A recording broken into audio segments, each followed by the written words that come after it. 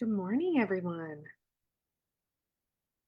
We are having a little trouble with the internet, so let's check it. Okay, we are perfect. Sorry if there was a bit of lag on that. Let me get set up here. Okay.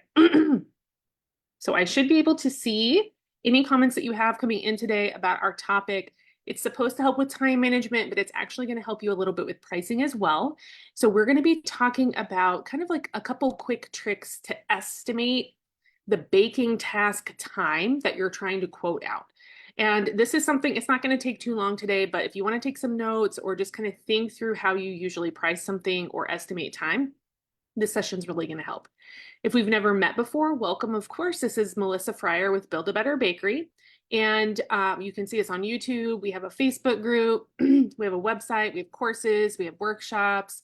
We have paperwork downloads. We have private coaching. There's lots of places you maybe have seen me before, but if you haven't, you can always head over to buildabetterbakerynow.com. Check out what we have going on.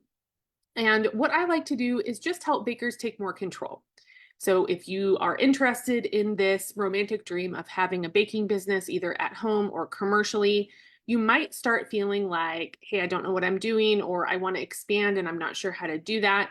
I'm really here to just help you keep your joy, stay on the right track with what I've seen over the last 16 years work for most people, and then also creating an income in the background so you can continue to serve your community and take care of your own personal life and just stay in business as long as possible. And as I mentioned, I've been doing working for other commercial kitchen or commercial businesses and also running my own business for almost 17 years now. So it's been a long time and I've seen a lot of things. So I just want to be able to share as much of that as I can with you. You might notice my glasses are a little dark because I originally wanted to be outside. I went outside and then someone immediately started using a table saw. So I came in and my dryer is on right now. That's why I went outside because it's so loud. So hopefully you can still get this information. Go ahead and throw up your hashtag live if you're live. Go ahead and throw up your hashtag replay if you're on replay. You can comment at any time during the video. I usually come back and answer comments later if you're doing it on replay. That's fine. So to go back to our topic here at Build a Better Bakery, we've been theming our months. And for April, we've been talking about taking control of your time management. So if time management is something that you've been thinking about, I want you to go back and watch the last couple videos that happened the prior weeks in April so you can see more on time management. Today's topic is all about having a quick way to estimate time that's going to be spent on a baking task so that you can use it to estimate your schedule, number one. So, our time management theme. But the nice thing about this is it's also going to help you price. So the quoting is going to be a little easier, even if you've never done it before. Now, granted, this isn't always completely accurate because sometimes we're estimating things that we've not done. There might be things that happen within the process that we're not really considering. So it's not going to be perfect every time, but it'll help you at least get closer. So as you're practicing and timing yourself, you'll start to get more exact on the timing. It's a great tool for beginner bakers or people who just need help estimating projects. All right, so if you want to stay in the know about these lives, you can check the events in the group. We're ending, I'll tell you why at the end of the video, but we're ending out these sessions for April and we'll be starting back up in May. You can, so you'll see the ones for May coming up soon. You can send Melissa Fryer, that's me, a friend request on the platform, which is just going to get you direct invites to any event that I'm making in this group. You can hang out on the email list for direct replay links. You can subscribe to our YouTube channel for replays on demand. It's a good place to be too. I do go live every Thursday at 9 a.m. Mountain Time if I'm here at the house. And you can, right here in the Bakery Business School group at the moment. So that's just a way for you to make sure you're going to get some new fresh content every week. Let's hop right in with our topic for today and get you a quick set of tricks for estimating baking task times. I'm going to go over 3 points and they kind of all work together, but I wanted to separate them so you can see the differences in why we're looking at these 3 parts. So the first thing is we can realize that everything you're doing for your client is likely going to take at least 1 hour of your time in background work. So that's like consultation, shopping, prep cleanup, packaging, ordering packaging or get them packaging ready, or even just packaging the product, printing labels and stickers, things like that, ending the, cleanup, final cleanups, pickup times, waiting for that, setting that up, etc. So if you're going out there estimating that a certain order is only going to take about 20 minutes of your time, you're underpaying yourself, right? First of all, you're not getting enough money, but you're also making it seem like you have a lot more time in your day because you think that's only going to take 20 minutes when realistically it's about an hour every time. It's just, the rough estimate that I've seen, that I've experienced. So I would highly suggest moving to a 1 hour, billable labor hour per project at a bare minimum, as like if I'm even going to do this, it's got to be at least an hour no matter what it is. And for me, I actually do a 2-hour minimum because what I usually work on can be a little more intense. So I've moved to a 2-hour, but a 1 hour is a good place to start if it's a fairly simple, I guess, project. All right, number 2, the second thing to look at is your bake times. Now, the reason I'm bringing this up is because I've seen it become a controversial topic in the past, where some bakers charge for their bake time, like normal. Others charge a discounted rate for that time. So they have to do all this mathematical gymnastics to understand how much is design time, what's the price for that, how much is bake time, what's the price for that. And it gets kind of complicated. And others don't charge for it at all. So some bakers say, I'm not decorating it or I'm not mixing it up. It's just sitting there in the oven. So I'm not going to charge. The way I look at this is I cannot leave the area. I can't just go to the coffee shop. I cannot clock out. So I need to stay in work clothes. I need to make sure my hair is right. I need to make sure I'm sanitized because at some point I'm going to have to touch the product again. So I can't really clock out. I might be able to do a couple other things, but I can't stop baking, I can't move away from that job. And once this product comes out of the oven, likely I'm going to have to do something else with it. So I'm going to have to wait for it to cool. I'm going to have to cover it with something later on. I still really can't leave or stop working because there's something else that's going to have to happen once it cools. So technically, am I touching the product? No, but it's in the oven. I might be cleaning, I might be prepping, I might be, turning the trays, I might be uncovering the Dutch oven, I might be adding a topping at a certain time, etc. So I'm still working. It's just that the oven is hot and I can't be in the oven, right? So yes. So for me, I feel like, yeah, I'm still working. So I vote charging full hourly rates for that bake time as part of the project. Even if it's a discounted rate because you feel like you can't do the full price, which I would suggest that you do, but even if it's discounted, I'd rather see that for your income in your, background work that you're doing rather than not charging for that time at all. So just know that if you're discounting it, it can get tricky. If you just do the full rate, you're just going to add in your bake time when you're thinking about estimating how much time and then the pricing of it. Okay, so what I want you to consider as well is if you're discounting or you're not charging for that time, that's still time taking out of your calendar, out of your schedule. So you might be thinking, I work 8 hours a day, I'm going to make 8 times my hourly wage. But if you're not actually charging for your hours worked at the rate that you think that you work, then you're essentially working for less or half of, right? If you're not charging for that time you're really only getting half of the income that you thought you were going to get. Does that make sense? So that's where keeping it at just that base price is going to be a lot easier for you to also deal with planning and income estimation as well. Okay, the third thing we're going to look at is we need to look at the task itself. This is where it can get a little tricky if you're doing things you've never done before. And if it's something fairly simple, you're looking, that can be a trap because if you're new, you see something and you think, oh my gosh, that rustic cake, that's going to be really simple. And then when you start working on it, it's not working and it's taking multiple hours and all that. So it can be a trap. But if it looks fairly simple and you've got experience with it, you probably have a better idea of how long it's going to take. If you have tools that are helping you do the project and move it along, that's also going to take time away. So if you're ever wondering, should I pay $10 for that tool to make a 2-hour project go faster, yeah, it's usually worth it. Of course, some tools are like $3, $4, $5,000 if we're talking about cookie printers and things like that. So that's like a completely different topic. But if it's something that's just a couple bucks and it's going to help your project move faster, that's usually, a good return on investment. Or if we're thinking about the task, is this a brand new thing you've never done? Or maybe you've never done it, but you've seen people talk about it and they're saying, this takes so much time, it's so tedious, XYZ, that kind of thing. If anything has a lot of movement of your body, that's going to be tedious.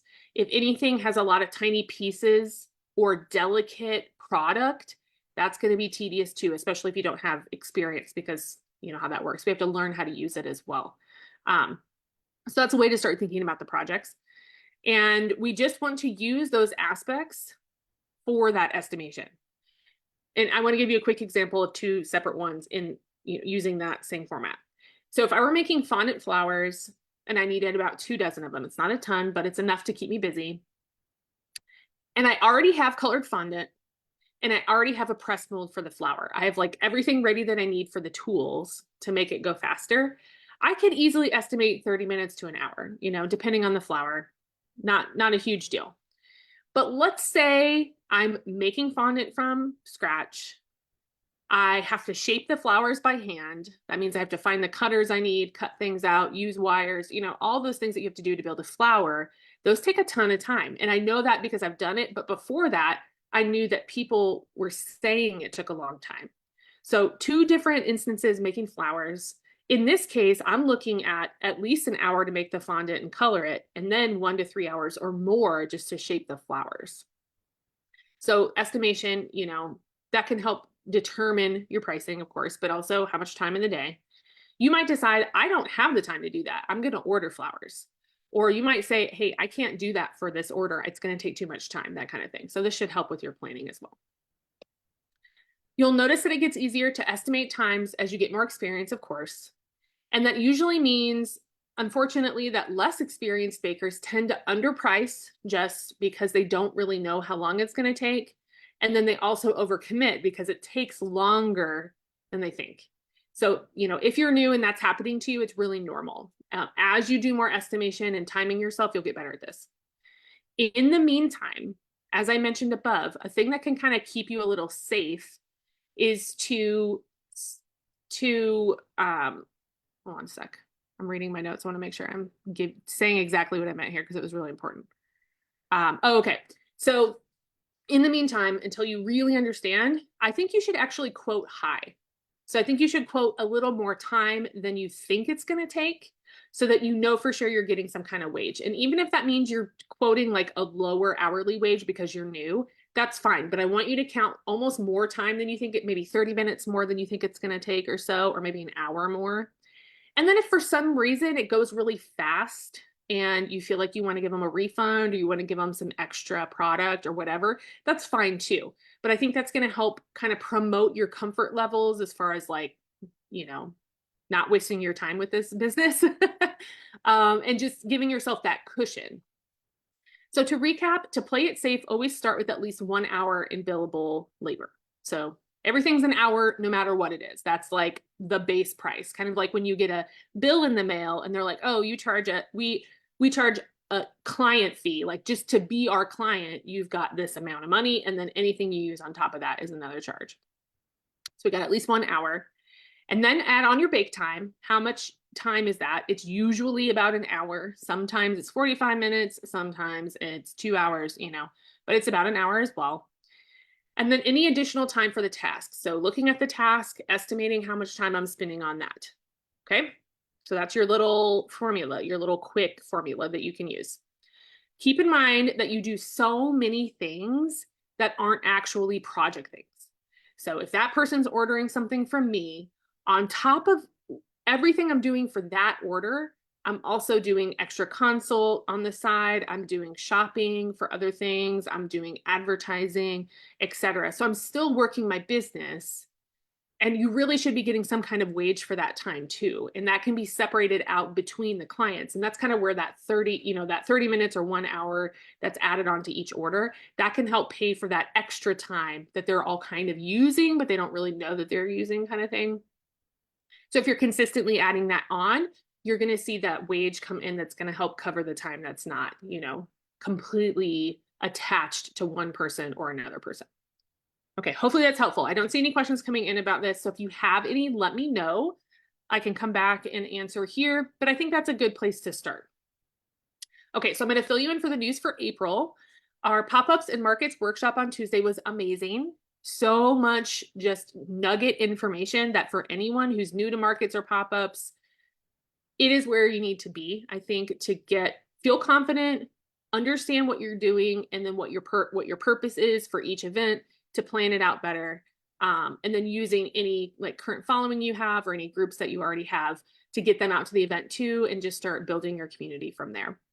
So I'm really excited to see the results that some of the bakers are going to get, because they're heading to their first markets this weekend and next weekend. So I'm excited to see what they're going to do.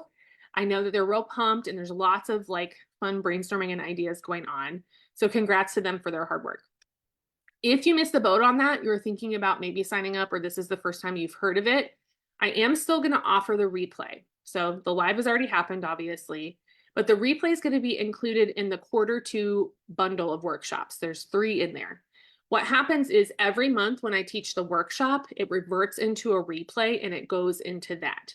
So whenever you sign up, if anything has already happened in the bundle, it'll be the replay. And then anything that happens in the future, you'll get the live and the replay.